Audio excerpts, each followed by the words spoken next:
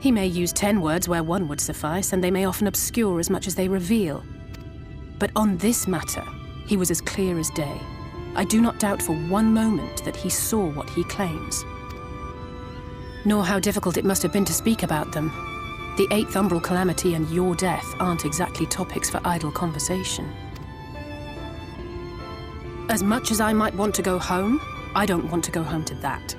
We can't allow the rejoining to happen, which means we have to save the first from the Sin Eaters.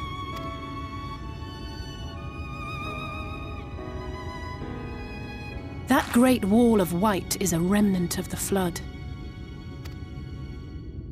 100 years ago, the balance in the first tipped decisively in favor of light. From that moment, it rose and swelled with each passing day, and then, without warning, it burst forth like water from a broken dam, a colossal wave of pure light, drowning everything in its wake. Only Norvrant was spared. For the most part, living things are composed of ether of various different aspects, but when exposed to such a flood, their etheric harmony is shattered, and their natural form breaks down. Then they either perish, or are warped into mindless abominations.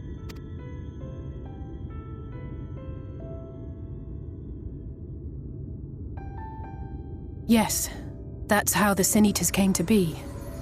They were once living creatures, or people, that were caught in the path of the flood. Once the change is wrought, there is no going back. In that instant, they are gripped by an insatiable appetite for ether, and will happily gorge themselves on any living thing within reach. But even that is not the worst of it.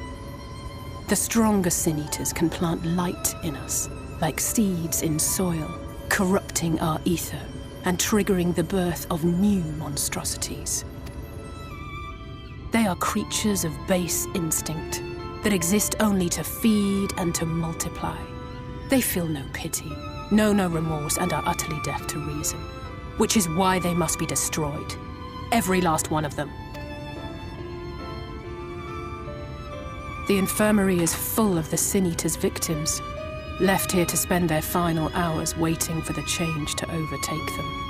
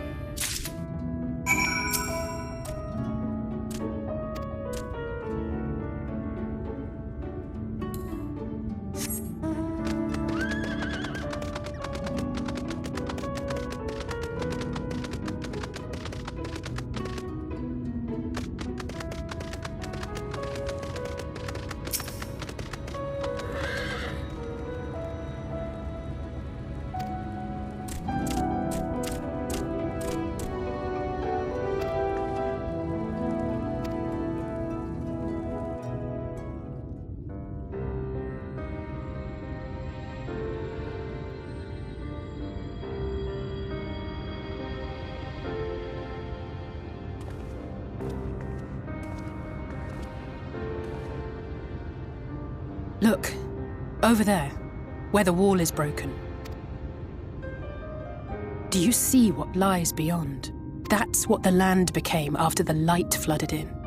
An empty, white nothingness. Life cannot exist in such conditions. The primordial light would wreak havoc on the body's etheric balance.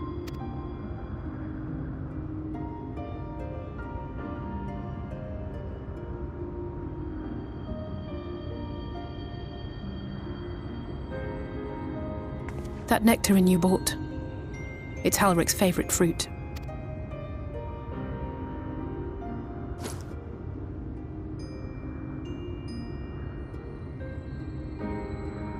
Most of the patients, Halric included, survived the attacks of powerful eaters, but their fate was sealed all the same. The monster's corruption has entered their bodies, and their very essence is being subsumed by light. The twisted state of the world itself just makes matters worse. Under normal circumstances, a person's ether naturally tends to equilibrium, but for these poor souls, the opposite is true. Sooner or later, every single one of them will turn.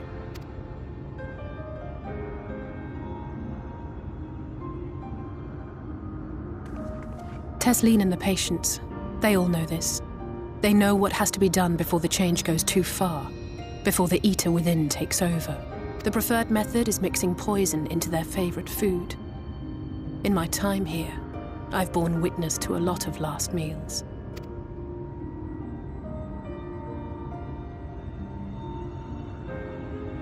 I feel just as helpless as before.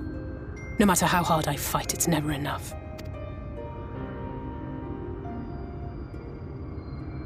But it's a war I mean to wage, nonetheless. Speaking of wars, do you remember how I made you promise not to leave me and then promptly collapsed? Well, let's just say I had a few choice words for the Exarch concerning the timing of his summons. But even if the fault lay with someone else, I couldn't shake the feeling that I'd abandon you on the battlefield. So I swore that I'd make up for my absence there